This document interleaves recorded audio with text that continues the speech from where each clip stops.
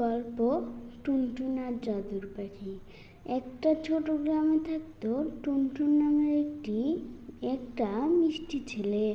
সে সারাদিন মাঠে ঘোরাঘুরি করত, খেলতো আর নতুন কিছু খুঁজে বেড়াতো। একদিন বনের ভেতর ঘুরতে ঘুরতে সে দেখলো একটা রঙিন পাখি গাছের ডালে আটকে আছে। টুনটুন পাখিটাকে সাবধানে উদ্ধার করে। তখনই পাখিটা বলল, আমি জাদুর পাখি, তুমি আমার প্রাণ বাঁচিয়েছো, তাই তোমাকে একটা উপহার দিব। তুমি যখনই কারো